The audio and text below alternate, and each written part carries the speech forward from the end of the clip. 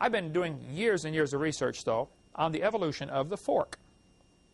Based on very, very fragmentary evidence I have found over the years, I've been able to piece together how forks evolved. I want you to know, folks, I put a lot of research into this, all non-taxpayer funded. This was just privately, on a private grant from my wife. I was allowed to research the evolution of silverware. I believe after intensive research, I discovered, of course, many things that did not survive, mutants that, weren't quite usable for some reason, and so they were thrown away. But I believe that knives probably came first. Very simple. Notice nice, neat, clean lines, not complicated at all. Slowly, over many millions of years, the knife evolved to a spoon. Great geological pressures would squeeze it and dish it out, made it wider. We just happened to get them that have the curved side on the right side to be useful to us. Can you imagine if spoons were all curved on the wrong side? You go to get your soup, it all falls off. Boy, it's a good thing evolution was so good to us, it made the curved side on the top instead of on the bottom. And then very slowly, over millions of years, the spoon got grooves cut in the end, probably by erosion. I'm not sure about that. Slowly, the grooves got deeper and longer and wider, and it went from a short tine fork to a long tine fork. While I was researching this, I became to quickly realize I have a missing link. See, right between the spoons and the forks, there's a serious missing link because spoons are rounded and have no grooves. Now, forks are squared and have grooves. That is 2 jumps.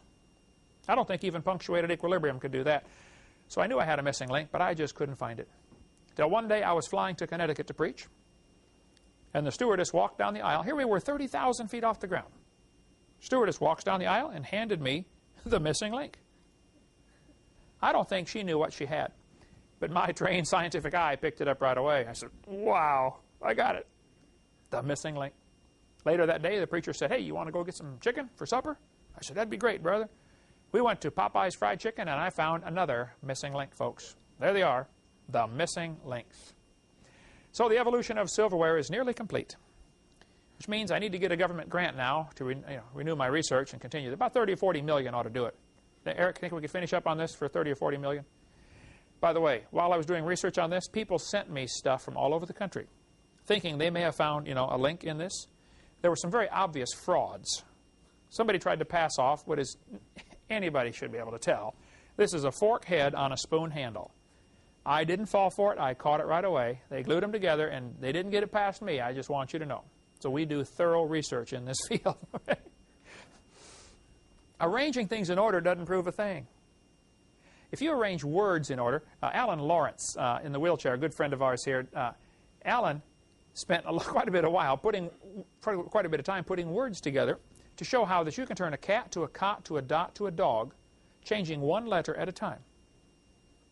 Does that prove the cat and the dog are closely related with only 2 intermediate species between them? No. Matter of fact, if you play around with this for a while, you can turn yourself into a fool before you know it. That's exactly what's happened to those who believe we all came from a rock, and Satan is laughing at them, and it's tragic. See, they're not the enemy. The devil's the enemy. And we've got to somehow learn to love the sinner and hate the sin, These guys who believe in evolution are not the enemy. They're the mission field. But as long as they're hurting other students, I think somebody ought to stand up to them and say, look, what you're doing is dangerous, it's wrong, you're destroying the faith of other students, knock it off.